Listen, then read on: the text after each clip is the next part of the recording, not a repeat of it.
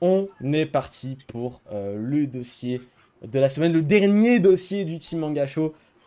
Et on voulait faire un thème un peu plus global concernant le manga en général, notre passion du manga. Qu'est-ce qui fait qu'aujourd'hui, on est là à vous en parler chaque semaine depuis un an maintenant.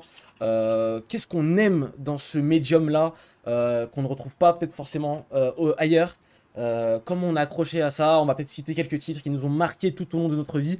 Et c'est aussi un dossier un peu spécial dans le sens où on veut vraiment que ce soit une discussion avec vous dans le chat. Ceux qui sont en live, ceux qui nous regardent sur YouTube également, vous pouvez nous parler en commentaire. YouTube, on les lit tous. On n'y répond pas tout le temps, c'est vrai, mais on les lit tous. Donc vous allez pouvoir discuter avec nous. N'hésitez pas à interagir dans le chat. On va vous lire. Donc n'hésitez pas. On va pouvoir commencer ce dossier-là avec Xela, Mister Dorian, Kaizoku, comme d'habitude. Et je voudrais d'abord vous commencer par le commencement, quelque part, j'ai envie de dire. Comment vous avez découvert le manga et l'animation japonaise? Ça va de pair, hein, évidemment. Comment vous avez découvert le manga? Avec quelle œuvre? Vous aviez quel âge? C'était où? Comment? Xela, par exemple, t'as commencé comment? Au berceau. Au berceau. C'est à l'époque, quand je venais de naître, quand j'étais bébé, mon père tenait un magasin de jeux vidéo à l'époque. Et du coup, moi, mon premier vrai contact, lui baignait déjà dedans. Donc voilà, j'avais un peu cet avantage, on va dire. Mais c'est mon premier vrai contact dont je me souviens. Souviens, c'est peut-être un peu un grand mot. C'est en fait avec une cassette, donc un animé, une cassette promotionnelle qui est arrivée pour Pokémon. À l'époque du début de la diffusion de Pokémon à la télé, donc au tout début en France, les magasins recevaient des cassettes pour les diffuser dedans, à l'intérieur. Et du coup, il avait ramené à la maison et m'avait montré du coup je crois que c'était les 2 premiers épisodes de Pokémon. Ça m'a matrixé. Et bah, j'en suis jamais sorti en fait. Donc c'était vraiment mon premier contact comme ça avec l'animation japonaise, avec le Japon de manière globale. C'était les premiers épisodes de Pokémon comme ça. Moi, Et, c'est pareil que toi. C'est Ah pas en ouais. cassette, mais c'était sur TF1 à l'époque, hein, ça passait. Les premiers épisodes, je me rappelle. Hein. Je me rappelle que c'est le premier épisode que j'ai vu. C'est du coup l'épisode 2, je crois. Celui où il attrape le chenipan, c'est l'épisode 2, hein, ou la fin du 1, je sais plus. J'ai un doute. Deux. C'est le 2, ouais, c'est le 2. Donc j'ai 3 commencé peut-être avec. même. Hum, 3 parce que le 2 c'est je crois que le 2 Bon bref, quoi le qu'il arrive, c'est on se l'épisode comprend. du chenipan. C'est un des premiers épisodes de Pokémon. Je me rappelle, j'ai un souvenir très précis par exemple de l'épisode où ils font un combat contre le samouraï ninja, Krisashi contre Krisashi qui dure 3 heures. Le combat, ils sont là, ils se regarder dans le blanc des yeux. Et j'ai commencé avec Pokémon. C'est vrai que c'est une série, enfin une licence qu'on aime beaucoup, vous le savez, on en a fait un thème show complet dessus. Une œuvre qui nous a marqué par le jeu vidéo, mais aussi par l'animé. Mais c'est un peu de la triche parce que Pokémon, j'ai envie de dire, c'est même pas, tu vois, c'est pas un manga, C'est de la triche. c'est un manga, c'est pas un manga, mais c'est un manga aussi, mais c'est un animé, mais c'est pas un animé comme on le conçoit nous, tu vois. Mais c'est vrai que bon, Pokémon, ça nous a marqué évidemment. Kaizoku, toi, comment tu es tombé dans le chaudron, j'ai envie de dire. Alors, moi, aussi loin que je m'en souvienne, je pense que j'ai toujours eu un contact avec les animés, et c'était avec les vieilles cassettes VHS de Tom Sawyer et Oh, mais oui, Tom mais c'est ça mon Sawyer. truc. Mais oui. Captain Tsubasa et Heidi. Voilà. Je, Oh là je là. vous le Heidi dis. aussi, putain, oui. Je sais pas d'où il sort, c'est mon père qui les a ramenés, donc merci papa. L'époque de nos grands-mères a dit vraiment. Je sais pas d'où ils les sortaient, mais genre on les avait et genre ils me les mettaient et en fait apparemment je m'en foutais quand il y avait autre chose que Tom Sawyer en fait. Donc ils me mettaient Tom Sawyer et Bien voilà. le roi. C'est vrai que Tom Sawyer, j'ai pas les Pokémon, mais Tom Sawyer, c'était ma première cassette VHS. Je me rappelle que j'avais les premiers épisodes. Je sais pas, il y a combien d'épisodes dedans, peut-être 2 ou 3 ou 4. Beaucoup, hein. Mais Ah, Ouais, il y en avait 5-6 je crois, un truc comme ça. 5-6 peut-être, ouais, je sais pas. Je me souviendrai toute ma vie de l'épisode aussi. On parle de souvenirs aussi, hein. C'est aussi le but du truc. Je pense qu'on parle du même. Vas-y, Joe dis-moi, l'Indien euh, L'épisode avec Joe l'Indien, avec la tombe et tout, quand ils sont dans la mine à moitié. Je me rappelle de celui-là, mais moi, je Il me est rappelle d'une flippant scène. celui-là, putain. Je me rappelle d'une scène où le mec, il fait l'école buissonnière, il Oui. sèche l'école. Et je sais pas, il y a un moment où au fer rouge, on essaie de le cramer. Enfin, je sais pas, il y a un truc comme ça, mais j'ai un souvenir vague de ce Oui, truc. il se fait taper dessus à la règle par son prof. Non, pas ça. Il y a un truc avec un fer rouge, tu sais, qui chauffait. Et je sais pas, il se passe quelque chose. J'ai plus Ça le me dit un souvenir truc, exact, oui. mais j'ai un souvenir d'un traumatisme du genre. Bon, les deux seuls épisodes dont je me souvienne, c'est quand il s'arrache une dent avec la porte. Et, et quand ils fuguent, en fait, et ils vont se cacher dans une île. Voilà. Et moi, j'ai un souvenir de. Quand tu dis Heidi, pour moi, c'est ma mère qui regardait ça. Ouais. Quand elle m'en parle, elle me dit, moi, l'animé que je regardais quand j'étais petite, c'était Heidi, tu vois. Dis, Sauf ouais, qu'elle, elle, c'est même pas un animé, c'est un dessin animé, tu vois. Elle se dit pas, Ouais. ça vient du Japon, quoi, tu vois. Mm. Mais c'est marrant, tu vois, de me dire, bah ouais, ma mère regardait des animés aussi, tu vois. Elle savait même pas, tu vois. Ça remonte. C'est Goldorak. ouais, bien évidemment. Mon père, pareil. Mon père je veux dire, qui rien à voir avec les mangas. Enfin, moi, mon père, c'est pas avec des mangas, des animés. Il regardait au bled Grandizer. Quand il m'a lancé le Grandizer en mode rebeu, j'étais mort de rire. J'étais vraiment au sol. Dorian, toi, comment tu es tombé aussi dans ça? Ah, moi, c'est vraiment très compliqué sur le plus loin que je me souvienne parce qu'il y a plein de trucs que je regroupe. Bah, Tom Sawyer, et comme vous, j'ai l'impression que c'était vraiment un truc de notre génération. Les VHS, moi, je me rappelle à l'époque, j'avais vraiment le complet. J'avais vraiment la box complète Oh, de toutes les c'était VHS bien, de toi. Tom Sawyer. Et pourtant, je n'ai plus aucun souvenir de Tom Sawyer. Je n'ai genre plus aucun souvenir. J'ai vraiment des flashs d'images, mais c'est tout. Sinon, à côté, je pense, j'avais la chance à l'époque d'avoir, par exemple, CanalSat. Donc j'avais Cartoon Network. Et sur Cartoon Network, il y avait Détective Conan. Ah, excellent. Détective Conan, je me souviens aussi des très vagues souvenirs, pas sur Cartoon Network, mais plus sur des chaînes, à part voir sur des cassettes de Captain Flamme, Albator, etc. On va dire que... Faut resituer, t'as 40 ans aussi, hein, donc forcément, ça parle pas forcément. Et si je dois citer un truc plus récent qui est marquant, vu que c'est... j'ai envie de dire, si je dois vraiment signifier le moment où j'ai commencé avec le manga et l'animation japonaise plus profondément, c'est étonnamment quand mon oncle, quand j'avais 7 ans, m'avait donné sa PS2 avec Dragon Ball Z Budokai, et c'est ainsi que j'ai découvert Dragon Ball. Avec Budokai. Oui, avec Budokai 1 sur PS2. Comme les joueurs de Dokkan, du coup. Incroyable. Il est insupportable. Il est insupportable. Non, il a pas tort. C'est marrant. Et oui, il y avait aussi Yu-Gi-Oh à l'époque. Voilà, il y avait beaucoup de séries par-ci par-là. On savait pas vraiment que c'était animation japonaise. On était trop petits pour avoir vraiment ce concept. Tu parles de Détective Conan, sérieux, j'en profite parce que tant qu'on est dans ça, on se rappelle que c'était diffusé également sur France 3. Moi, je me rappelle toute ma vie, c'était que ça passait le mercredi, notamment le mercredi, c'était vers 16h30, 17h, un truc comme ça, je crois. Ouais, ça passait les nouveaux épisodes, en tout cas, ils étaient à cette heure-là. Et je me rappellerai, enfin, j'ai des souvenirs très précis de moi qui, genre moi, les mercredis, je me souviens que, genre, je faisais mon sport, tu sais, on faisait tous un sport quand on était petit. Moi, notamment, je faisais du tennis, tu vois. Et vite, je rentrais vite chez moi, je me douchais même pas. J'allais me poser devant France 3 pour regarder mon épisode de Détective Conan. J'étais l'homme le plus heureux, le garçon le plus heureux du monde. Vraiment, c'était J'ai un souvenir trop drôle par rapport à Détective Conan. Enfin, pas drôle sur le moment, mais quand j'y repense, c'est trop drôle. En fait, sur Cartoon Network, à l'époque, c'était vraiment un peu des soirées Détective Conan. Je crois que ça commençait vers 8h. Ça commençait vers 8h. Et une fois, j'étais dans ma chambre et je regarde l'heure et je vois que c'est 8h. Et donc, du coup, j'ai couru dans le salon. Je crois que j'avais genre 5-6 ans. J'ai couru dans le salon quand un forcené. Et en fait... pour aller sur le canapé devant la télé. Et en fait, il se trouve que ma mère avait donc, du coup fait le ménage, passé l'aspirateur. Elle avait elle avait retiré le tapis de la table basse, du coup. Et en fait, du coup, en courant dans le salon, je glisse sur le tapis, ça fait et ma tête, bah, sur le radiateur en fond. Et du coup, là, ça se voit pas très bien, bon, surtout avec les pixels, mais j'ai une cicatrice depuis mes 6 ans, ici. Et c'est lié à ça. Quand je me suis pété le fond, j'avais vraiment la tête en sang et tout. Je regardais son épisode, il se retrouve dans l'affaire. Tout ça à cause de Détective Conan. Je suis mort, la cover de Détective Conan avec oh, le bras sur le crâne. Mais oui, mais tu l'as fait exprès parce qui a mis cette image-là? Mais coïncidence. Oui, coïncidence la plus totale, les amis. Mais comme voilà quoi, la fois où Détective Conan m'a fait péter le front. Conan sera marqué à vie sur ton visage, on peut le dire. Voilà. Et ça, c'est incroyable.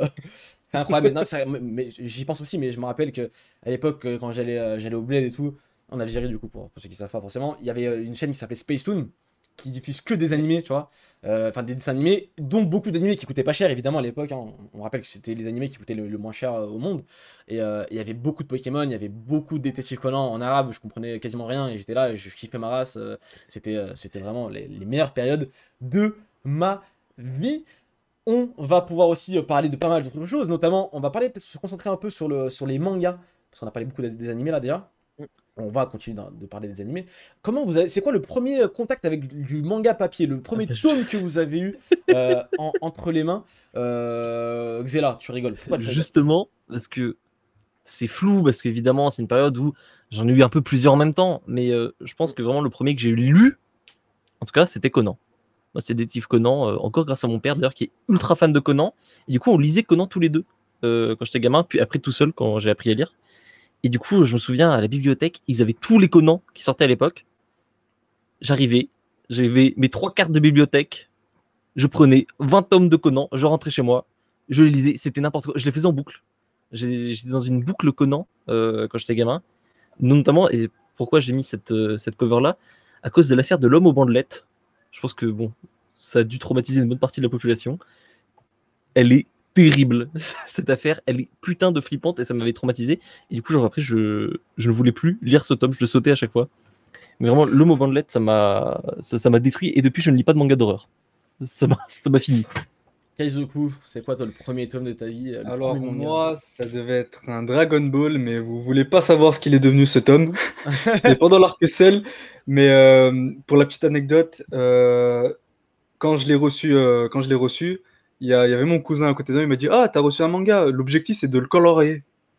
J'étais sûr. Aïe, terrible erreur. Si tu me vois aujourd'hui, tu m'as menti, cousin. Voilà. Aïe, voilà. Allez, Dorian, toi, c'est quoi ton premier manga? Alors, c'est aussi assez flou parce qu'en fait, j'ai 2 souvenirs. Bon, un, c'est pas vraiment je crois pas que c'était vraiment un manga. Il y a Conan aussi. Conan, les 2 premiers tomes à l'époque, je m'en souviens, les plus jeunes. Et aussi, il y avait Pokémon à ma petite bibliothèque. En gros, on avait une bibliothèque juste à côté en primaire. Je me souviens, je crois que c'était tous les vendredis après-midi. On nous emmenait à la bibliothèque pour emprunter des livres pour les lire pendant le week-end. Et je me souviens, il y en avait mais je crois que c'était des animes comics, des animes comics de Pokémon, mais je suis pas sûr. Parce que je crois vraiment que c'était des petits livres avec Sacha, vraiment, et je crois que c'était des extraits d'animés. C'était pas des magazines? Non, c'était vraiment des petits. Je crois même que c'était des petits livres de poche.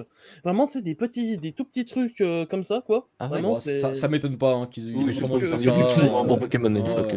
Ça m'étonne pas Des spécialement. céréales Pokémon. Moi, j'ai un souvenir très précis. J'en ai déjà parlé pas mal de fois sur mes réseaux sociaux ou même en live peut-être. C'était le tome 24 de Dragon Ball. Toute ma vie, je m'en souviendrai. J'avais déjà une petite relation avec Dragon Ball, mais sans plus. Enfin voilà, je connaissais déjà bien Dragon Ball, mais un jour, j'arrive, c'était à Auchan. Je faisais les courses avec ma mère. Je tombe sur un tome de Dragon Ball qui se promène comme ça. Tome 24. Je vois la couverture, je vois Sangoku. J'ouvre le tome. Et là, c'était terminé. J'étais clairement dedans. C'est le tome du coup où Goku arrive sur Namek, où il détruit le commando Ginyu de manière spectaculaire, alors que Vegeta, Krillin et tout, etc. galéraient contre eux. Un tome qui m'a marqué à vie, que je possède encore. Voilà, mon original, colorié évidemment comme le cher Kaizoku, colorié à l'intérieur. Oui, mais c'est mon One Piece à moi, c'est mon trésor, je le garderai toute ma vie, je le léguerai à mes enfants. Non, c'est clairement, vous connaissez peut-être mon amour déjà pour Dragon Ball. Je l'ai déjà assez répété et ça vient de là en fait. Ça vient de là, c'est ce jour où j'ai rencontré ce tome-là par hasard. Qui ensuite du coup, j'ai eu ce premier contact avec Dragon Ball. Tu vois, j'avais ce tome-là et juste ce tome-là que j'ai lu et relu en boucle. Je le connaissais par cœur le tome. Et un autre jour, et moi je pensais que c'était un volume unique, tu vois. Genre c'était un tome, voilà, il existait. C'est une histoire. C'est une histoire. Dans les BD en fait. Aussi, les BD c'était beaucoup ça, c'était un tome, une histoire, fin. Et pas c'est assez particulier au manga ça finalement. Et on va en parler de ça après, je pense, Xela, c'est intéressant. Juste pour rebondir quelque chose sur le chat, parce qu'on me demandait si c'était la grande aventure. Non, c'est pas la grande aventure. Parce que j'ai même un souvenir très précis, c'est un des tomes non plus que j'avais lu, c'était Contre le Major Bob, où il y avait Pikachu avec son histoire qui ne voulait pas évoluer à cause de sa perte, etc. Et quand j'étais en mode, mais évolue en Raichu, c'est mieux. C'est plus fort. Ça le fout. Mais voilà, pour continuer ma petite histoire, en gros, un jour, je vais faire les courses avec, décidément, c'est beaucoup une histoire de course, hein, avec ma tante, cette fois-ci, mon petit cousin à l'époque. Ma tante nous avait dit à nous deux, son fils et moi, quoi, je vous offre un livre de votre choix, vous choisissez ce que vous voulez, etc. Et je vais dans le rayon livre, c'était un Leclerc, je me rappelle, et je vois le tome 1 de Dragon Ball. Et là, je vois la couverture, c'était l'édition Pastel, je pense que vous connaissez, que vous avez tous possédé à une époque, avec Goku enfant sous la couverture. Et moi, dans ma tête, Goku, il a toujours été adulte. Il n'y a pas de Goku enfant, ça n'existe pas, tu vois. Et là, je vois Goku enfant. Je dis à ma tante, je dis à ma tante, mais je prends ça direct, je prends ça. Et je me rappelle que mon cousin avait pris un autre tome de Dragon Ball, et je crois que c'était le tome du Kamehameha Père-Fils. Donc voilà, bref. Mais moi, je prends le tome 1, et c'est là que c'est parti, vraiment. Je lis le tome 1, à chaque fois que je vais faire les courses avec ma mère, elle m'offre un tome. Du coup, en fait, c'était ce qui m'encourageait à aller faire les courses avec ma mère concrètement. Je lisais le tome en entier dans l'hypermarché. Je l'avais déjà fini une fois arrivé à la caisse. On l'achetait, je le relisais une deuxième fois chez moi. Vraiment, j'étais mais comme un dingue. Je pense que c'est pour ça que je suis devenu un petit peu fou par rapport à Dragon Ball. Mais c'est comme ça vraiment que je suis rentré dedans. Et je suis rentré un peu par la grande porte. Ça fait plaisir. Merci maman de m'avoir acheté tous ces mangas là. Parce que en vrai, c'était une petite somme, hein, 7 € à chaque fois. Voilà, C'était pas 7 € non plus à l'époque. Hein. C'était 6 € quelque chose. Hein. C'était 6 € quelque chose. Tu sais que moi j'en ai qui datent ils doivent dater de 2007-2008 des mangas, des tomes de Dai, chez Leclerc d'ailleurs, à 5,40 €. Oui, mais tu habites. Voilà, bref, à Rouen quoi. Les livres sont pareils partout. Les prix des livres sont pareils partout. Donc je pense vraiment qu'à l'époque c'était pas si cher que ça. Hein. Donc voilà, moi c'était ma petite histoire par rapport à Dragon Ball et comment j'ai découvert vraiment le manga papier. Évidemment, après il y a eu les jeux vidéo, il y a eu l'animé, il y a eu tout ça qui a fait que je suis là aujourd'hui à vous parler de manga. Et du coup, on parle de manga, on parle d'animé, et ma question suivante c'était est-ce que vous êtes plus manga ou animé finalement? Parce qu'on parle beaucoup des deux dans l'émission et au quotidien. Mais est-ce que vous avez une préférence pour l'un ou l'autre ou pas? Vous avez le droit de ne pas avoir de préférence, parce qu'en vrai les deux sont quand même assez complémentaires. Et je lis dans le chat depuis le début, mais il y a beaucoup de titres différents par lesquels vous avez commencé, et ça fait extrêmement plaisir. J'ai vu du Pokémon, j'ai vu du Dragon Ball comme nous, j'ai vu du Yu-Gi-Oh, j'ai vu du Hunter x Hunter, évidemment. Hunter x Hunter, voilà, incroyable, l'animé de 99, qui était totalement fou. Il y a eu du Conan aussi, j'ai vu dans le chat, il y a eu du Yu Hakusho, il y a des gens plus vieux qui étaient là à l'époque du Club d'eau, et ça fait extrêmement plaisir. Donc je vois pas mal de titres divers et variés. Du coup ma question, et répondez aussi dans le chat, hein, si vous êtes plus manga ou animé. Dorian, on connaît déjà ta réponse quelque part pour toi. C'est pas étonnant, je peux s'attirer vers le médium de l'animé, même si j'adore énormément manga quand même. J'adore le storyboard, j'adore la façon storyboardée de faire dérouler l'histoire. C'est quelque chose que je kiffe aussi, des traits, ça permet de faire des scènes beaucoup plus impressionnantes, des traits plus précis, etc. Mais l'animé, c'est vraiment l'amour de l'animation que j'ai acquis au fil des années. C'est aussi, par exemple, je suis un très très grand fan des OST, toutes œuvres confondues, donc les animés y compris. C'est quelque chose, même, c'est le style de musique que j'écoute le plus. C'est vraiment des OST d'œuvres que je connais ou non même. Et c'est pour ça, oui, c'est quelque chose vraiment que je kiffe. Et quand il y a un manga ou un animé, sauf si l'animé est claqué, généralement je vais me tourner vers l'animé. Et puis après, je peux lire le manga, notamment. J'adore quand ça me fait un tremplin pour l'animé, quand ça me fait un tremplin pour le manga. Ça me donne un peu l'impression, des fois même, de lire comme le storyboard en avance en fait d'un animé. Ça me fait, j'aime toujours cet aspect en fait. J'ai l'impression de savoir en avance ce qui va se passer, en fait. C'est vrai, tu te spoil, tu t'auto-spoil. Voilà. Effectivement. Kai, est-ce que toi, t'es plus bouquin, tu préfères lire ou tu préfères te poser, regarder un petit animé Ah, moi, pendant très longtemps, j'étais plus animé, mais je suis clairement plus manga, perso. Tout simplement parce que l'animé, en fait, on t'impose un rythme, on t'impose quelque chose, alors que le manga, j'ai l'impression que t'es plus libre, t'es libre en fait d'imaginer, d'interpréter, je trouve. Et c'est ça qui me plaît le plus dans le manga, au-delà du dessin, du découpage, etc. Et ça m'attire beaucoup plus. Mais voilà, c'est juste ça. Et toi, Xela? Je rejoins, c'est Kai sur le côté de la liberté. Hein. Pour moi, c'est les mangas, notamment parce que s'il y a un intérêt, je trouve, assez grand dans le manga, c'est que c'est du livre. Ton livre, tu peux le prendre avec toi, tu peux le lire à la plage, tu peux le lire dans la voiture. Tu peux le lire dans le bus, tu peux le lire dans ton lit le soir. T'as aucune contrainte et c'est un truc qui est particulièrement, je trouve, utile et pratique en fait, surtout quand t'es jeune. Parce que bon, on a tous découvert ça quand on était assez jeune.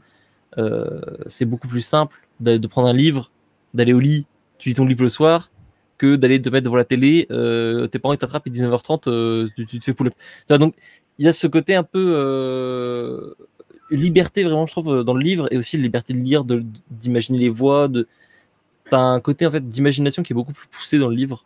Donc évidemment, ça va plus vite aussi. Pour peu que tu lises vite, il y a des gens qui lisent très lentement, mais si tu lis un peu vite, bah tu peux enchaîner, voilà, il y a des trucs tu peux juste pas. Je pense qu'on parle de One Piece avec Dorian beaucoup. Tu proposes à quelqu'un de lire 90 tomes de One Piece ou de regarder 900 épisodes de One Piece. Normalement, il y en a un qui peut. C'est pas le même investissement de temps. Ça dépend chez qui, visiblement, mais mais non, mais globalement, tu vois, il y a quand même ce côté, c'est beaucoup plus pratique, entre guillemets. Ça me rappelle, mais tout ce que je dis là me rappelle un petit peu comment je consommais le manga quand j'étais petit. C'est que, genre, je lisais exclusivement sur mon lit avant de dormir. J'allumais ma petite lampe et je lisais. C'était comme ça. J'avais pas un autre moment où je lisais où je lisais tout court, même, j'ai envie de te dire. C'était à ce moment-là, avant d'aller dormir. Bam, t'allumes peut-être ta petite lampe et tu lis ton petit manga. C'est un truc que je fais plus trop et je devrais. Mais j'ai toujours ce schéma, moi, hein, perso. Ouais. Lire sur le lit avec la lampe, c'est tout. C'est le meilleur bail. C'est aussi, le meilleur bail. Pour les animés, il y a quelque chose que je voudrais rajouter, enfin 2 choses très rapidement. Déjà, il y a le fait que, comme je dis, j'adorais l'animation, mais ça me fascine en fait à quel point autant de personnes et autant de moyens et autant de choses puissent mettre en place pour la production de quelque chose. Je vais dire, quand j'étais plus jeune, j'avais pas la conception qu'un dessin animé, c'était du frame par frame, quoi. Et quand j'ai appris ça, ça m'a vraiment blow my mind, quoi. Et aussi, en fait, je suis quelqu'un qui fonctionne, enfin, qui met pas le reste, mais qui fonctionne beaucoup à l'émotion. Quand je lis une œuvre, quand je regarde une œuvre, quand je joue à une œuvre, vraiment, les émotions que ça me transmet et que j'arrive à ressentir grâce à ça, c'est quelque chose d'extrêmement important. Et dans le manga, évidemment, j'arrive à en ressortir, mais c'est quelque chose où, par exemple, dans le manga, quand je vais lire quelque chose et que je me dis, putain, j'ai trop hâte, justement, je vais me dire, j'ai trop hâte que ce soit animé pour que mes émotions à ce moment-là soient vraiment décuplées et que j'en chiale, quoi. C'est vrai que moi je suis comme vous dans le chat quelque part, plus manga qu'animé. Pour les raisons déjà citées par mes compères. Mais c'est vrai que le manga, le médium du manga papier pour moi, c'est la liberté de lire au rythme que tu veux. Si je veux m'attarder sur une case particulière parce qu'il y a des choses à voir, je peux le faire. Là où l'animé, il défile, j'ai pas le choix. Et même au-delà de ça, pour moi, il y a une œuvre originale, tu vois. Il y a l'œuvre originale et il y a son adaptation. Tant bien soit-elle, tu vois, elle peut être très très bien. Il y a le manga d'origine et moi j'ai besoin à un moment donné de voir ce que l'auteur, le vrai auteur, celui qui a vraiment fait le truc, a voulu me raconter directement, sans passer par le biais de toute une équipe derrière qui n'a. C'est ça. C'est ce que Dorian disait, que justement c'est ça qui est en même temps très impressionnant avec l'animation, c'est que c'est des centaines de personnes parfois qui ont travaillé sur ton épisode, là où le manga c'est les mots d'un seul homme finalement. C'est une personne, parfois deux, qui se donne pleinement, qui met toute son âme réellement dans le truc et qui le donne. Et il n'y a pas d'intermédiaire en fait. Bon, à la limite, il va y avoir un traducteur. Mais voilà, t'as directement ce qu'il a voulu te transmettre sans qu'il puisse y avoir d'altération de quoi que ce soit. Donc, c'est la pureté, entre guillemets, la plus haute que tu puisses avoir dans un point de vue narratif, quoi. Donc, c'est d'autant plus impressionnant que les adaptations animées sont parfois.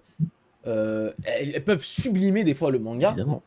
Il y a eu des moments, il y a plein d'exemples qu'on peut citer, mais de se dire qu'il y a autant de gens qui travaillent pour donner finalement une œuvre qui doit avoir une certaine cohérence. Tu vois, il y a plein de mecs différents qui dessinent du coup pour avoir les frames différentes des différentes scènes, et pourtant le tout est plus ou moins homogène normalement si c'est bien fait, et tu te rends même pas compte qu'il y a finalement forcément 150 personnes derrière qui est en train de cravacher sur le truc.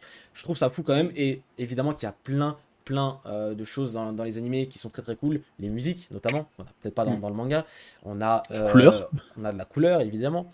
Il y a plein de choses qui font qu'aussi l'animé, je peux comprendre qu'on puisse aussi vraiment préférer l'animé, et il y a des fois des exemples, je vois dans le chat ça parle de Full Metal Alchemist, des exemples d'animés qui des fois dévient un petit peu du manga et qui nous propose d'autres alternatives qui sont tout aussi intéressantes que l'œuvre originale, donc c'est cool.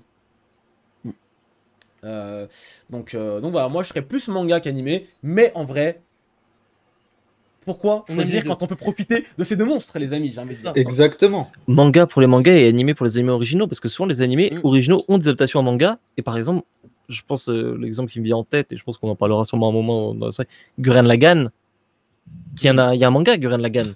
Il y a un Exact. manga Cowboy Il y a un Bebop, manga qui il y a l'a un kill manga- aussi. C'est ça. euh, Mais Yeah. pourquoi aller lire le manga Gurren Lagann si je peux regarder Gurren Lagann? On en reparlera si tu veux plus tard. Ouais, Mais c'est- non, on peut même en parler maintenant, t'as raison. C'est vrai que, encore une fois, on revient à qu'est-ce qui est l'œuvre d'origine. Et voilà, enfin, c'est ça. c'est comme ça. On peut aussi dire que dans la grande majorité des cas, quand même, le manga est souvent meilleur que l'anime. Ça aussi, on peut le dire. Moi, je trouve, en tout cas, personnellement, dans la majorité des cas, Il y a moins de contraintes. Déjà, Il y a moins donc il y a de plus de contraintes, liberté. il y a moins de- c'est- Tout, en fait, tout ce qui est là est voulu par l'auteur. Donc à aucun moment on a un réalisateur, un scénariste ou quoi qui est là en mode attends, On supprime ça, ça. faut qu'on le Ouais. supprime parce que sinon niveau temps ça passe pas machin, donc ça c'est pas trop important. Non, c'est là, Et les c'est là, rajouts aussi c'est pour, l'auteur a certains- voulu le mettre. pour certaines grosses œuvres, je pense. Les rajouts. Évidemment, aussi. les Naruto, les One Piece, etc. Tu vois, je préfère 1 milliard de fois lire Naruto que de le regarder. Faut dire la vérité, faut dire ce qu'il en est. Ça, c'est- Il y a des fillers, il y a plus de fillers que d'épisodes canon dans Naruto. Faut dire, c'est le cas, c'est la On est réalité. d'accord. Faut lire le manga, tu vois, dans ce genre de cas, Bleach et Tutti Quanti, évidemment. Alors Bleach, pour- t'as pas le choix de toute façon. Pourquoi? Si tu veux la fin, Bientôt tu l'auras à la fin en animé aussi. Donc, bon, un c'est, jour peut-être, qui sait. On sera plus là pour. en 2030. Ok, donc on est généralement plus manga qu'animé dans la team, sauf Dorian qui est peut-être un peu plus animé. Dans le chat, on a fait un petit sondage où vous étiez un peu plus manga, mais ça se tape encore une fois. Mm. Faut profiter de ces deux monstres. Et encore une fois aussi, ce qui est cool dans le manga et ce qui fait qu'on aime et ce qui nous fait découvrir, je pense, et ce qui accroche beaucoup de gens aujourd'hui au manga et aux animés, c'est que justement, tu as les alternatives. C'est-à-dire que un manga est très souvent, un manga qui marche, en tout cas plus ou moins, est très souvent adapté en animé, ce qui ouvre la voie et ouvre la porte à d'autres publics, ce qui est finalement pas tant le cas que ça pour les BD franco-belges, les comics, etc. Il y a certes des films, etc. Mais je trouve que le manga, ils ont À une réussi. époque, si. Oui, Un peu plus, quand tu remontes, genre, je pense, les Schtroumpfs, toute cette période-là, t'avais quand même des animés qui sortaient direct quand une BD marchait bien. Les Titeuf, les Kid Paddle. ouais, mais est-ce qu'ils adaptaient pas. Est-ce qu'ils adaptaient vraiment la BD en tant que telle? Ouais, en vrai, généralement, ouais. Bah, pour moi, l'exemple ultime, c'est l'animé le dessin animé de Tintin. Qui. Titeuf, c'est des sublime. originaux, il me semble. Hein. Titeuf. par Titeuf, exemple. c'est 55. Je crois Je suis qu'il y a pas des originaux, mais globalement, c'est de l'adaptation, hein. De Mm. mémoire, hein, c'est ça. Mais moi, de On mémoire, rappelle c'était- que vous c'était des originaux. pouvez retrouver tous ces dessins animés sur ADN. Et ça fait bizarre de le dire, mais c'est la réalité. Ils ont Tintin sur ADN? Non, je sais pas, hein, mais Titeuf, etc. C'est sur Netflix. Je sais plus. Mais voilà, mais c'était une petite vanne. Mais c'est vrai que voilà, moi je trouve que la force du manga, c'est déjà de une. Et finalement, c'est la question que je vais vous poser, c'est qu'est-ce qui vous fait aimer le manga en tant que médium? Et je vais peut-être commencer à entamer des axes de conversation, on va peut-être pouvoir en discuter. Une des raisons pour lesquelles j'aime le manga, c'est que on a des histoires qui se suivent. Il y a un fil rouge tout au long des tomes, là où, par exemple, les BD, les comics, etc., c'est souvent un tome, le prochain tome, c'est une nouvelle histoire, peut-être même avec de nouveaux personnages, etc. Il n'y a pas de fil rouge et de continuité. Il y a des exceptions, évidemment, mais je trouve qu'il y a beaucoup plus de facilité à accrocher à de longues histoires, à la Dragon Ball, à la Naruto quand on était petit. On suit une épopée sur 70 tomes, 72 tomes pour Naruto notamment. Et je trouve que c'est aussi ça, une des grosses forces aujourd'hui. C'est clairement ça, je sais pas ce que vous en pensez, vous. Ouais, je suis d'accord. Je suis d'accord avec ça. Enfin, t'es direct plongé dans une histoire qui te promet, entre guillemets, une longue histoire sur laquelle tu vas t'impliquer, en fait. Et rien que ça, en fait, c'est même pas des. Tu vois, à la différence des BD et tout ça, t'es pas forcément. C'est assez compliqué parce que tu peux apprécier une BD, mais tu sais déjà que la prochaine, ça sera complètement différent. Ce que ton héros a appris dans ce volume, il l'aura sûrement oublié dans le prochain volume, quoi. Alors que dans le manga, tu grandis en même temps que ton héros, tu le vois perdre, tu le vois pleurer, tu le vois grandir. C'est C'est ça pour moi, c'est ça aussi la D'accord. force du manga. Une des autres forces du manga, c'est à une époque où tout va si vite, les plateformes de streaming, les simultrades, les simulcasts, les machins, le manga, c'est généralement pour les gros titres, on va dire les titres hebdomadaires au Japon, chez nous ça sort en tome une fois tous les 2-3 mois. Et tu peux suivre, du coup, encore une fois, en parlant de continuité, c'est que tu peux suivre l'histoire de manière très rapide, là où, encore une fois, pour les autres médiums un peu bande dessinée, faut attendre parfois 1 an pour le tome suivant, quoi. Parfois plus. Donc 1 an, aujourd'hui, ça me paraît énormissime. Et je pense que c'est aussi ça, pour moi, la force du manga, c'est ça. On peut suivre ça tous les 2-3 mois, généralement, pour ce qui sort en France. Xéla, t'en penses quoi, toi? Bah, ça rythme un peu ta vie, finalement, tu vois. Moi, je sais que la série très longue que j'ai suivie, c'était Dai, quand j'étais jeune. J'avais commencé en milieu de primaire, un truc comme ça, et je l'ai fini à la fin du collège. Et tous les 2 mois, tous les 3 mois, en fait, ça faisait que, peu importe ce qui allait se passer dans ma vie, il y a un moment où j'allais avoir mon tome. Tu vois ce que je veux dire? Et du coup, tu avais cette continuité comme ça de, il n'était pas question que, ah, bah tiens, les 2 derniers tomes, c'était moins bien. Enfin, tu vois, c'était là, hop, tu continues, et finalement, tu changes, mais le manga, il est toujours là, tu vois, il revient régulièrement, surtout pour les séries plus longues, du coup. Et je sais pas, je trouve que finalement, c'est vachement important d'avoir comme ça un peu un suivi, que l'histoire et les personnages soient tout le temps avec toi au quotidien, et pas juste de manière éphémère, parce qu'en plus, bon, un manga, ça se lit très vite, comme une BD d'ailleurs.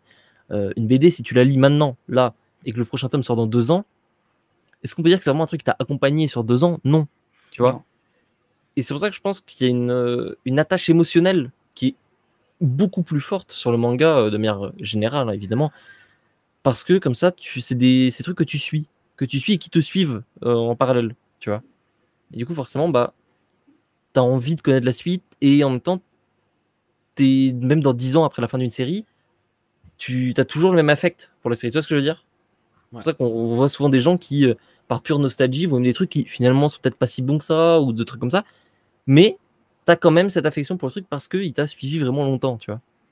N'hésitez pas dans le chat évidemment à nous dire pourquoi vous aimez tout particulièrement le manga, peut-être plus que d'autres médiums. Quelles sont les raisons? Et vous aussi, hein, dites-moi, hein, Xela, Kai et Dorian, si vous avez évidemment des choses qui vous viennent en tête. Aujourd'hui, on peut même aller plus loin que tous les 2-3 mois on a un tome. C'est qu'aujourd'hui, notamment par exemple sur Manga Plus, tu peux lire tous tes chapitres une fois par semaine. Et je trouve ça quand même fou de pouvoir suivre une série de façon hebdomadaire, un peu comme Feu Team Manga Show. Et c'est vrai que c'est pour moi vraiment la force. Et même pareil pour les animés. Maintenant, on a tous les sites de simulcast où en fait on a les animés en même temps que le Japon, directement, à 1 heure près des fois. C'est la folie. Je trouve ça fou qu'aujourd'hui tu peux juste payer un abonnement sur Crunchyroll, Wakanim, ADN, Netflix, Prime, pour ne citer que, et avoir un catalogue quand même assez dément, et surtout en termes de nouveautés. Et c'est ça qui est fou. Ça, c'est aussi une des forces pour moi du manga, hein, c'est que en plus d'avoir un catalogue d'une variété hallucinante, c'est très clairement, hein, je pense qu'il n'y a pas trop de débat en termes de thématique, c'est le médium qui est le plus varié, parce que tu as littéralement des mangas sur... Pense à un mot là dans ta tête, il y a un manga dessus. En fait, tu vois, il y a l'échelle, j'ai sûrement un manga sur les échelles. J'ai pensé, tu m'as dit, pense à un truc, il y a un manga dessus, et j'ai pensé à des meufs qui font un sport avec des ballons en faisant avec leurs fesses comme ça, en faisant des mouvements avec leurs fesses. Et ça existe. Alors, on passera sur le fait de pourquoi t'en penses à ça, mais ça illustre bien le truc. T'as une variété de fou, et comme si ça suffisait pas, cette variété, elle est soutenue en fait par un rythme de création, plus que là, pas de publication, de création. Tous les jours, t'as un nouveau manga qui sort. Que ce soit en France ou au Japon d'ailleurs. Hein. T'as tout le temps des nouvelles séries, t'as tout le temps des nouveaux auteurs, des auteurs qui reviennent. T'as l'impression que tu pourrais passer 10 vies à lire des mangas, t'aurais creusé que la surface presque. Donc il y a une quantité hallucinante qui ne fait que grandir, quoi. Peut-être, d'ailleurs, c'est un des sujets qu'on a abordé, peut-être même trop, dans certaines mesures. Mais en tout cas, pour l'instant, c'est clairement une force. Mais une des forces aussi, j'y pense maintenant, mais c'est tout bête, hein.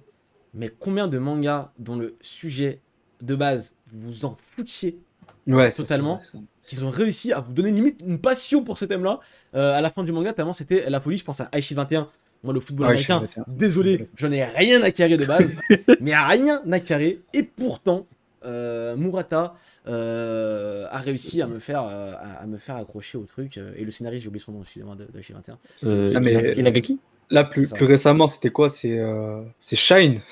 Shine, bah oui. Qui m'aurait dit un jour, ouais, Kaizoku, tu vas lire un manga sur la mode et tu vas kiffer ça. Le mannequinat, la haute couture. Je vois Ballroom et Yokoso. Bah, welcome to the Ballroom. Ballroom.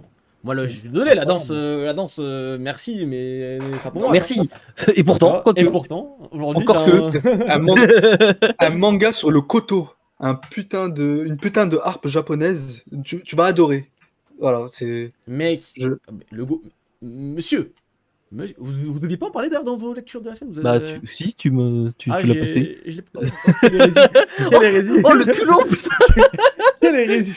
Et ben, c'est le moment, vas-y, je te laisse ton moment sur Ikaru no Go. Ikaru no Go, là, j'ai lu le premier tome. Ilias, depuis que je le connais, il me fait va lire Ikaru no Go, t'es fan de Yu-Gi-Oh, machin. Je suis tombé sur le tome 1. On était ensemble d'ailleurs. Je l'ai acheté, donc le tome 1 de la Deluxe. Incroyable édition d'ailleurs. Alors, outre le fait que c'est un très bon manga, bon, on en parlera peut-être un peu plus en détail un autre jour. Bah, tu vois, le Go, et là, c'est particulièrement fulgurant parce qu'on ne t'explique pas les règles. Là, j'ai fini le tome 1, je ne sais toujours pas exactement comment marche le jeu. Et pourtant, t'es pris dedans.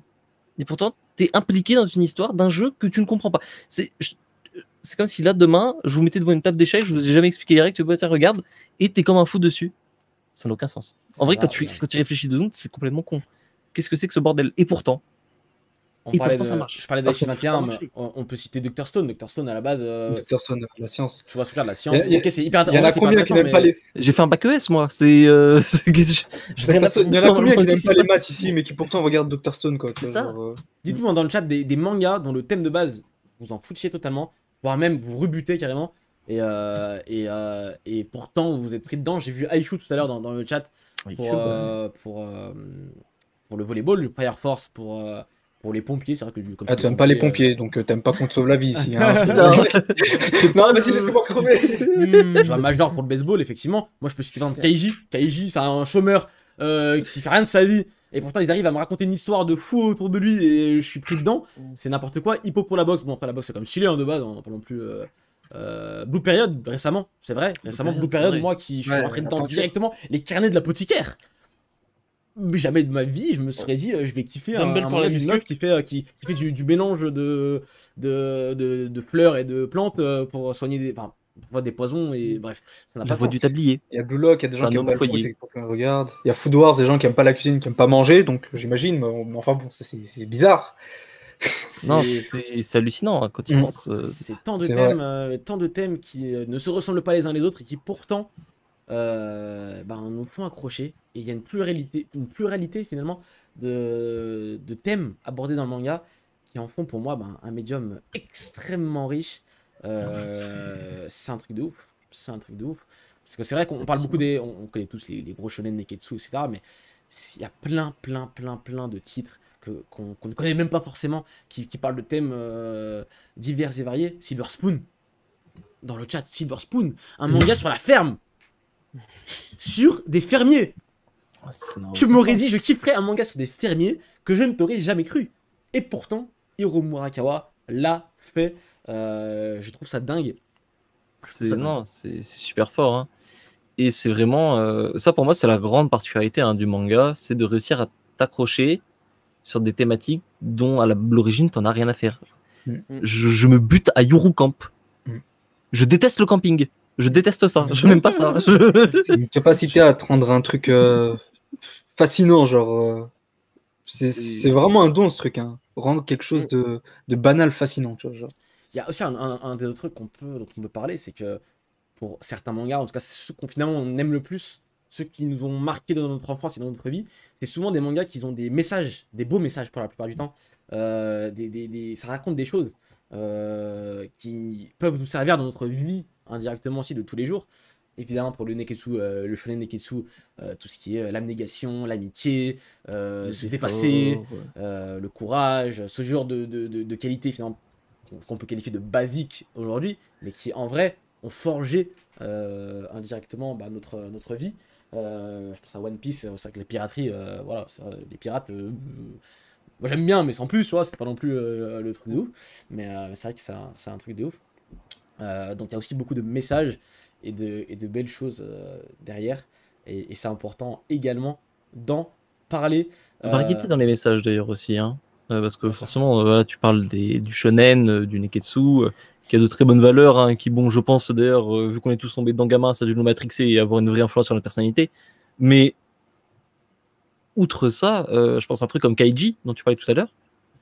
Les messages de Kaiji ou de GTO, par exemple, euh, c'est des messages qui sont durs parfois, qui sont presque cruels de réalisme, et qui pourtant peuvent vraiment te méfier. Je pense, moi, la scène de Kaiji, c'est en Kaiji, hein, ou alors c'est dans le spin-off, où tu vois les mecs là où ils disent que toute leur vie, leur vraie vie n'a pas commencé, et ils attendent, et à la fin tu vois sur son lit de mort le mec, la scène elle est terrifiante, et en même temps, bah pour le coup le message il est vraiment pertinent, il est vraiment intéressant, c'est bouge-toi le cul quoi en gros. Et c'est comme ça tu trouves des trucs qui vont parler autant finalement à des enfants, même des enfants en très bas âge, qu'à parfois des gens qui auront largement dépassé la trentaine, qui peuvent avoir un électrochoc comme ça. Donc, je trouve ça super impressionnant de réussir, en fait, dans un seul médium comme ça, à avoir un aussi large éventail, que ce soit de public, de thèmes, de messages, de tout, en fait. C'est de style graphique aussi. Une variété du dessin Merci. qui... J'allais y venir, c'était le point suivant justement. C'est pour moi le dessin, dans le sens où il y a une variété de styles de dessin dans le manga. Et aussi, je trouve, la façon dont le Japon aborde la bande dessinée, comment la science du découpage de planches, de comment créer une action, un mouvement à travers une feuille, que je retrouve pas dans les autres. Ouais, ça n'existe Désolé, pas. je ne retrouve pas. L'action est folle, je Un trouve, dans le dynamisme manga. incroyable. C'est pour moi le médium qui le réussit le mieux. Et c'est du coup même logique que derrière il y a des animés parce que le manga donne une facilité déjà C'est de un base. storyboard d'animé, concrètement, hein. Tu prends ça bouge tellement. L'exemple ultime pour le découpage, la mise en scène, on le Dragon sait, Ball. pour les scènes d'action, c'est Dragon Ball. Peut-être même que pour les scènes de thriller, ce sera Sawa. Mais tu prends un tome de Dragon Ball, tu mets des animateurs, tu leur donnes le tome. Évidemment, Ils tu n'auras pas comprennent un tout de truc, mais voilà. Tu leur donnes juste ça, tu leur dis bon, allez, travaille. Tu auras un truc qui tient la route. Et juste ça, déjà, c'est hallucinant. Tu prends n'importe quel BD, tu prends n'importe. Ça n'existe pas, ça, normalement. C'est jamais de Il y la vie. avait- Un découpage du mouvement qui soit aussi précis, en même temps fluide. Bon, après, là, on prend le très très haut niveau. Mais globalement, c'est le manga dans sa généralité. C'est vraiment plus que découper l'action, ça découpe le mouvement constamment. Et du coup, ça bouge, c'est vivant. Et bah, derrière, l'adaptation en anime, elle se fait toute seule, presque. Donc c'est. Petite parenthèse, Dans, hein. dans Bien les sûr. plus hauts, Excuse-moi, attends, ouais. je te donnerai la parole juste après. On précise quand même parce que on pourrait croire qu'on dénigre les autres genres, Ah non, pas du tout. la bande dessinée ou les comics, etc. C'est des styles qui n'ont rien à voir et on aime beaucoup certains titres de ce côté-là également. On ne veut pas du tout dénigrer ça. Là, on parle du médium qui nous intéresse le plus, nous, en tant qu'être humain. Et je pense que vous êtes là aussi parce que vous aimez le manga peut-être plus que le reste ou pas. Mais quoi qu'il en soit, on ne dénigre rien, évidemment. Voilà, donc, On parle de mouvement. Tout à l'heure, là, je parlais de Tintin. Tintin, quand tu replaces Tintin dans son contexte, dans la date où c'est sorti, en termes de découpage et de vie dans les cases de mouvement, c'est ultra impressionnant, Tintin, hein. C'est vraiment, Hergé faisait déjà presque du Tezuka à l'époque. Donc le truc, c'est que le manga a réussi en fait à évoluer à une vitesse et à un niveau. Aujourd'hui, tu prends un manga des années 80, un manga de 2020, une BD des années 80, une BD de 2020. Il y en a un qui n'a plus rien à voir avec l'autre, tu vois. Tu compares Remacha et je sais pas, Okutonoken même.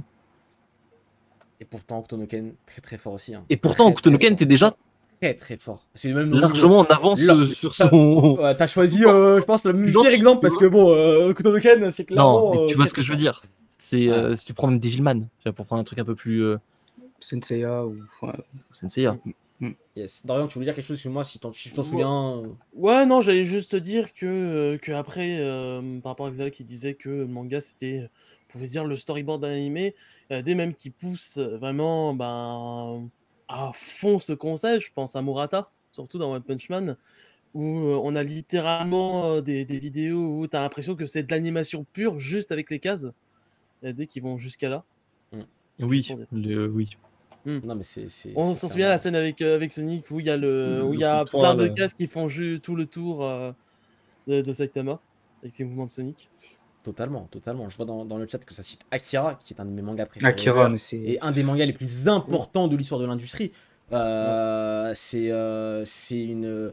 Tu le lis encore Encore, C'est une aujourd'hui. révolution. Tu le lis encore des aujourd'hui. influences aujourd'hui. Hein. C'est Encore. non, mais c'est hein. magnifique. Tu le lis encore aujourd'hui. C'est magnifique en termes de science de la bande dessinée. Je trouve ça mais fou, fou, vraiment juste fou. C'est pas Donc, pour rien que ça a pété autant aussi Akira. Hein. C'est parce que Akira avait 30 ans d'avance sur la concurrence. Comme Hokuto no Ken d'ailleurs à l'époque. On en parlait Et tout le à l'heure. film, en plus, il lui a rendu bien honneur dans son animation, quoi, parce que, je sais pas, faudrait que je revoie, mais Non, des mais fois, quand je repense à certains extraits, je me dis, je pense que c'est vraiment du 24 frames, parce que faut savoir, de l'animation, c'est plus du genre, oui, c'est un 24 FPS, mais c'est plus souvent de 10 frames, 12. du 10 frames derrière, hein, de 10 dessins, alors que Akira, sur certaines scènes, je crois, au moins sur certaines scènes, je crois que c'est vraiment du 24, parce que il y a l'animation, vraiment. ça se rapprochait énormément de ce que fait Disney. C'est aussi pour ça que Disney, ça paraît aussi fluide, hein, Mm. d'ailleurs. totalement. Est-ce qu'il y a d'autres points peut-être qu'on n'a pas soulevés? Il y a tellement sûrement encore qu'on On n'a pas pourrait, pensé. on pourrait écrire des livres là-dessus. Hein, donc Clairement, c'est. clairement. Bah, il y en a Mais- déjà en vrai. Il y en a déjà. Mais- Et c'est que le début, je pense. Hein. Ouais. Un des trucs, je viens d'y penser, mais le nombre d'auteurs qui arrivent à faire plusieurs histoires diverses et variées Ouais. dans leur vie, tout au long de leur vie, et de qualité, Ouais. enfin vraiment des bonnes œuvres en plus. Je trouve ça fou. Je pense à Urasawa, évidemment. Vous savez qu'on en a fait toute une émission dans laquelle on vous Merde. redirige évidemment sur YouTube. Mais il y en a tellement des Inu Asano, des Matsumoto, des Gonagai, des Osamu Tezuka, Fujita. vraiment. Fujita, putain, qu'est-ce qu'il a il a une imagination, ce mec, c'est. C'est vraiment, moi je trouve ça fou qu'on ait autant de bons auteurs et des auteurs qui arrivent à rester à ce niveau-là. Et en rappelant évidemment que le manga c'est très difficile, enfin, en tant que mangaka, en tant qu'auteur, c'est très difficile de suivre un rythme, que ce soit hebdomadaire ou mensuel quelque part, parce que quand tu es en mensuel, tu as plus de pages, donc techniquement, t'as la charge de travail, c'est peut-être plus facile certes que l'hebdo, mais ça reste quand même un exercice pas si facile que ça, mais encore pire pour ceux qui sont en hebdomadaire. Les mecs se tuent la santé pour nous offrir C'est des super histoires impressionnant. de fous. Évidemment, One Piece que j'ai en t-shirt actuellement, ça fait 25 piges qu'il est au sommet, et qu'il te délivre bon maintenant un peu moins, mais pendant longtemps il t'a délivré un chapitre par semaine. Je trouve ça juste dingue. Kochikame. Kochikame. Kochikame, 200 tomes, 0 pause. Golugo 13 qui a dépassé d'ailleurs le record, hein. C'est il y a quelques jours maintenant, Ouais. parce que il y a 201 tomes maintenant, je crois qu'il est Ouais, sorti de c'est Golugo fait. 13. Donc des auteurs, Lady Matsumoto aussi que j'ai pas cité, qui est un génie C'est hallucinant. absolu, plein d'auteurs et de thèmes abordés qui font du manga un médium extrêmement intéressant et dans lequel t'as pas le temps de t'ennuyer parce que tu auras toujours quelque chose à dire. Croyez-moi, vous aurez toujours quelque chose à dire. Vous croyez tout connaître, croyez-moi, vous ne connaissez rien. Vous ne connaissez rien. Il y a tellement de choses qu'on ne connaît pas encore, qui vont peut-être un jour sortir en France ou pas. Des choses qui sont peut-être même déjà sorties et on est passé à côté. Car peut-être sorti à une mauvaise période, ou Avant qui vous. n'a pas. qui n'a C'est peut-être pas encore sorti. C'est. Mais ce qui est cool avec le manga, c'est qu'il existe des rééditions, des perfect éditions, des éditions de luxe, qui font du coup redécouvrir des anciens mangas. Et ça, c'est archi cool. Genre Parasite, là, il y a plein de gens qui ont découvert, à mon avis, Parasite avec la nouvelle réédition de Glénat. Là, il y a L'école emportée qui vient de ressortir, qui, à mon avis, va faire découvrir le manga à plein de gens. Lisez L'école emportée, par pitié. Moi, c'est. On a fait une petite liste un peu, moi je l'ai mis dedans. J'ai lu L'école emportée trop jeune, ça m'a démoli le cerveau, mais vraiment, c'est un chef-d'œuvre, c'est un incontournable. On sait qu'il y a Tomie qui est sorti là très récemment chez Mangetsu, qui est ressorti. L'école emportée, c'est l'autre face de Tomie, entre guillemets. C'est dans le manga d'horreur, c'est vraiment ces deux titres incontournables. Donc, par pitié, lisez L'école emportée. Vraiment. Je plus sois mon VDD, évidemment. Oh, il y Devenir a Jacques 2012. Monneuf Non, pardon. C'est qui? Il y avait quelqu'un qui disait que dans le chat que en France, on disait qu'on avait déjà beaucoup de choix, mais que par rapport au Japon, voilà, c'était Fengzi 1. En France, on dit souvent qu'on a trop de choix, mais par rapport au Japon, il n'y a rien. Bah Donc, oui. parce que, en plus, on n'en parle pas, mais il y a des trucs dérivés du manga. Du genre le light novel par exemple, et là dès qu'on entre dans le light Ah non, novel par exemple au là, on Japon va loin.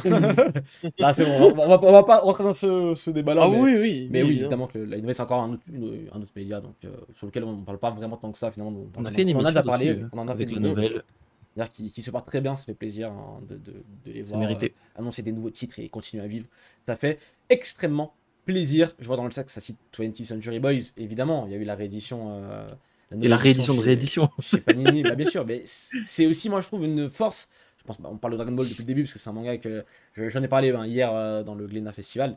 C'est que, genre, la Perfect Edition, pour moi, c'est l'édition ultime de Dragon Ball. Il faut, si t'as jamais lu Dragon Ball, il faut acheter cette édition-là. Si t'as déjà lu Dragon Ball, il faut quand même, Faut acheter tu vois, c'est ça. tu vois ce que je veux dire? Et même, ça permet, je suis aussi Dragon Ball, je peux citer Dr. Slump, Kenshin le Vagabond, je peux citer, on a cité de 20th Century Boys, L'école emportée, Ranma 1,5 récemment aussi, qui est ressorti, plein de titres, Ikaru no Go, évidemment, lisez Ikaru no Go, on ne dira jamais assez, mais c'est tant il y a une volonté aussi de remettre les anciennes œuvres au goût du jour. Junji Ito chez Mangetsu aussi récemment.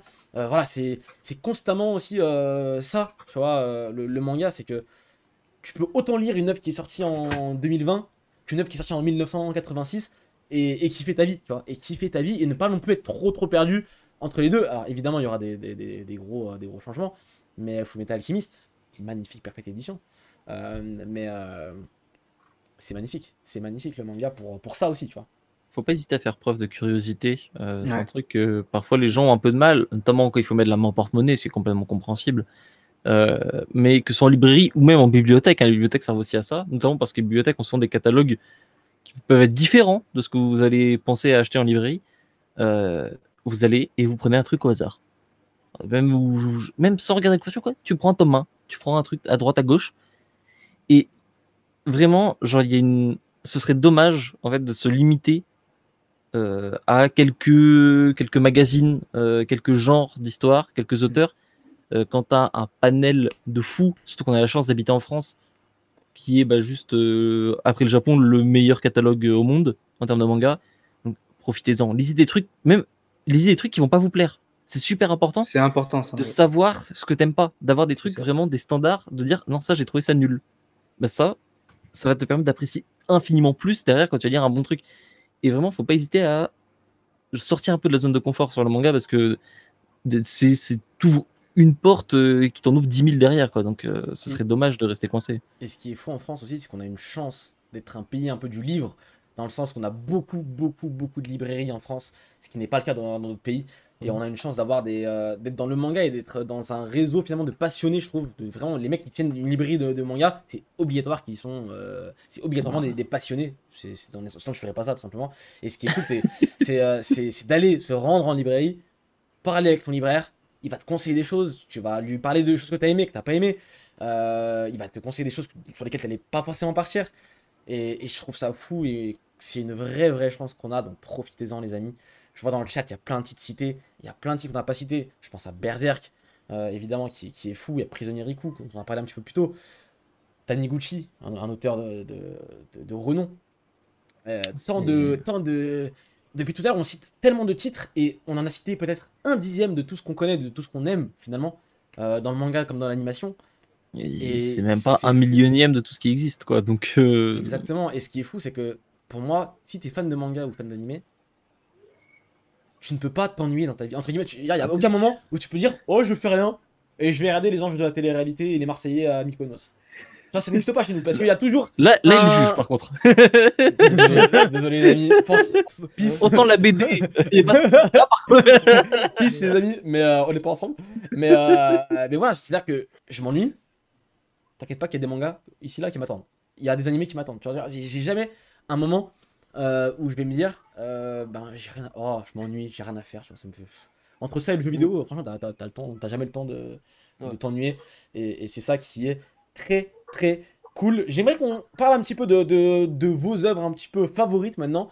des petites sélections comme ça, évidemment, qu'il n'y aura pas toutes citées. J'aimerais qu'on cite peut-être des titres comme Jojo's Bizarre Adventure. Je vois que Kai t'a mis Jojo, évidemment, qu'on peut en parler rapidement. C'est une œuvre, on en a fait encore une fois un TM show complet. On vous invite à le regarder parce qu'on va pas en parler dans les détails comme dans l'émission. Mais c'est une œuvre importante, Kai. Ouais, bah, c'était, comme beaucoup, je pense, une œuvre qui m'a. Enfin, c'était une œuvre importante pour moi, étant donné que c'est celle-ci qui m'a fait passer le pas sur mes appréhensions sur le chara-design, etc., et l'aspect très visuel d'un anime ou d'un manga. Et je remercierai jamais assez l'ami qui m'a dit regarde, tu vas aimer, je te jure, fais pas attention, t'arrêtes pas juste au visuel. Et c'est dans ces moments-là que ouais, tu découvres quelque chose en fait de juste énorme en fait et t'es super important pour cet univers qu'est le manga. Et voilà, Jojo, ça a été justement la claque auquel je m'y attendais pas et que je regrette absolument pas d'avoir commencé. Et voilà. Je ne peux que plus soyer ce que tu dis. Je sais même pas si ça se dit, mais c'est évidemment voilà, Jojo's Bizarre Adventure, une œuvre très très importante. On a déjà parlé de Keiji, de Détective Conan.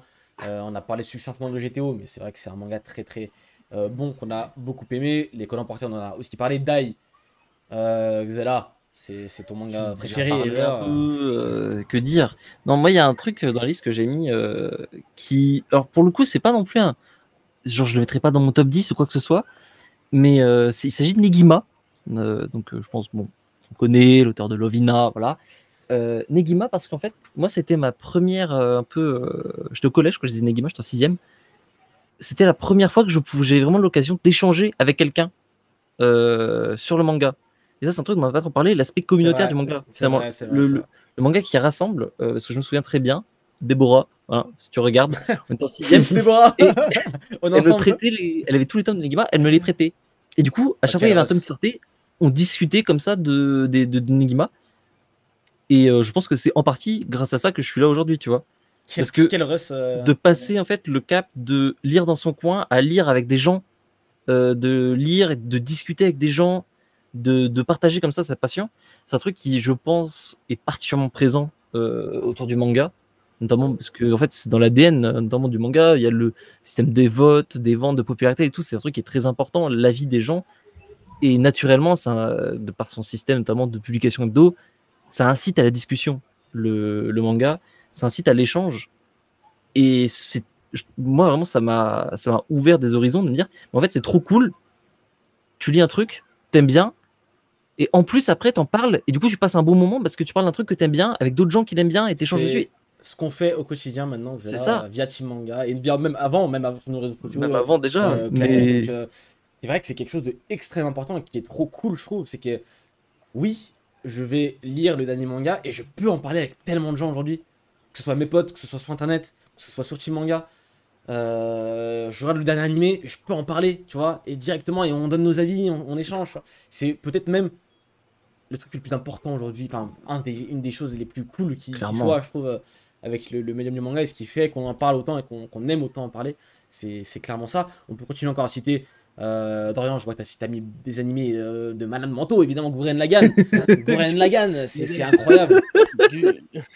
Gurren Lagann, ouais, vraiment, qui m'a fait découvrir l'univers de Imaishi, vraiment l'univers Trigger, etc. C'est vraiment en fait une œuvre surtout qui m'a transmis que on peut faire un délire, vraiment. Un délire, on peut faire un truc qui paraît au premier abord ultra débile, ultra hype, ultra gros robot qui se tape, et puis derrière quand même donner une histoire incroyable et surtout avec un fond et une deuxième lecture vraiment folle, quoi. C'est vraiment transmis ça, et c'est pour ça que je respecte énormément Imaishi. C'est quelque chose dans lequel il s'est très spécialisé, que ce soit du coup dans Gurren Lagann, dans Kill la Kill, dans Promare. Et c'est vraiment son style, et c'est ça qui m'a marqué. Tiger, Imaishi, c'est ce qui se fait de mieux aujourd'hui, hein, clairement, dans l'animation. On peut aussi citer Shinichiro Watanabe avec les Cowboy Bebop, les Samouraï Champloo, les Space Dandy, voilà que des chefs-d'œuvre à son actif. Très intéressant aussi, ça, le côté, l'absence de frontières dans le manga, que tu peux faire en fait n'importe quoi. Tu peux prendre deux trucs qui ont rien à voir. Allez hop, taper un classique. Tu vois, cette capacité de prendre vraiment des éléments dans tous les sens. Bah, ici, c'est souvent de la musique, des époques, des machins, des styles de cinéma. Hop là, on te mélange tout ça. Et ça te fait un truc qui a une vraie qualité autre que juste être un peu un mélange de trucs, tu vois. Et c'est... Je comprends pas comment c'est... Enfin, ça n'existe pas normalement ce genre de choses, tu vois. Tu me dis le hip-hop et les samouraïs, non. Mais tu dis si, en et fait. pourtant, si. Et c'est une masterclass, c'est ça qui est fou. Donc, je vois Mob Psycho dans le chat. Et évidemment, Mob Psycho 100, vous le connaissez très bien, que ce soit en manga ou en animé, c'est une dinguerie. Shingeki no Kyojin, Dorian, tu l'as noté aussi. Évidemment que ça se met au panthéon des plus grandes œuvres en termes de manga, c'est la folie. Parce que, en fait, je voulais juste revenir sur Mob Psycho avant parce que c'est un peu, il y a aussi One Punch Man, mais surtout Mob Psycho parce qu'en fait, One Punch Man, il montre un peu un aspect sympa du talent de One, mais c'est Mob Psycho vraiment qui le décuple et qui montre vraiment à quel point cet homme a du talent et surtout que même avec une œuvre qui paraît au premier abord, on va se dire ah c'est pas beau, c'est machin, c'est dégueulasse, qu'au premier abord pourtant il peut pondre une histoire incroyable et c'est surtout en plus un auteur qui a montré que on peut sortir des codes qui sont imposés, qu'on peut être un petit gars sur internet qui va faire un petit truc comme ça, hop, et puis derrière se retrouver comme un des plus gros mangaka de la planète, je pense qu'on peut le dire. Et c'est pour ça, c'est vraiment inspirant et talentueux. Dans le chat, je vois Doro et Doro, évidemment, je vois du Gangsta, du Death Note, du Evangelion, que des titres qui n'ont rien à voir les uns avec les autres, et pourtant je suis d'accord que c'est que des grosses œuvres majeures et qui te font vraiment voyager, c'est aussi un des points qu'on n'a peut-être pas cité, mais le manga te fait voyager pour la plupart du temps. Il y a des mangas évidemment, il y a beaucoup même de mangas qui se passent dans la vie de tous les jours, dans notre vie. Ce qui est quand même un voyage pour nous. Ce qui est très très bien en aussi. tant que français, bah, oui, ça va, on n'est pas au Japon. C'est quand même un voyage, mais c'est plus terre à terre, on s'y reconnaît, et il y a des très bonnes histoires comme ça qui s'y passent, mais il y a aussi beaucoup d'histoires qui se passent dans des mondes fantastiques, imaginaires, dans lesquels on peut évidemment s'échapper comme on le souhaite. Je vois Rumiko Takahashi dans le chat, évidemment, très très grande autrice. Monster, bon, Urasawa, on en a parlé aussi, c'est la trop dinguerie. je vais pas tergiverser, sinon ça sert à rien, mais c'est vrai qu'il y a beaucoup de titres sur lesquels on pourrait s'attarder et sur lesquels on pourrait parler des heures et des heures. Cookies, Vinland Saga, je vois dans le chat, évidemment, plein de titres. Je trouve ça fou en fait qu'on puisse citer. On a cité combien de titres depuis le début de l'émission? Au moins une, je sais pas, au moins une centaine, j'en sais rien, mais facilement en vrai. Ça s'accumule vite. Adachi, je vois Hirono Sora, et on peut continuer comme ça pendant des heures et des heures, j'en suis sûr. Et je trouve ça fou en fait que des jours. Finalement, le manga arrive à nous faire aimer tant d'œuvres diverses et variées dans leur thème, dans leur nombre, dans ce que ça raconte, dans comment c'est fait. On en a encore pour toute une vie de manga, je pense, pour pouvoir profiter à fond de tout ça. Est-ce que vous voulez peut-être rajouter quelque chose, des choses qu'on n'a peut-être pas dit forcément par rapport à tout ça dans le chat réel, évidemment, Golden Kamuy. Arrêtez-vous les amis, arrêtez-vous parce que c'est vraiment Longueo manga, comme le disait manga. Comprenez les mangas, comprenez leur profondeur et surtout, j'ai envie de dire, apprenez. Apprenez des mangas.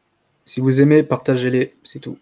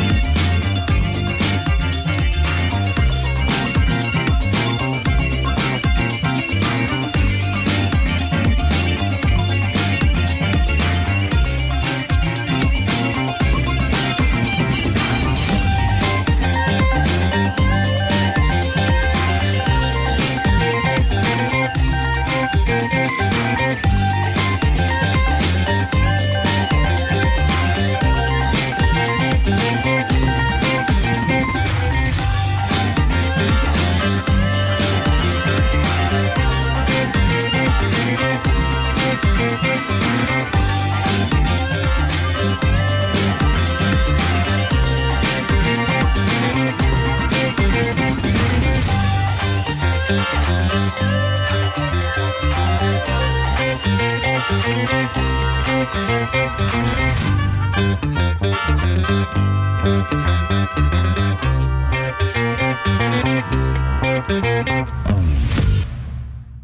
ben, bonsoir les amis, bonjour à tous. Bonsoir.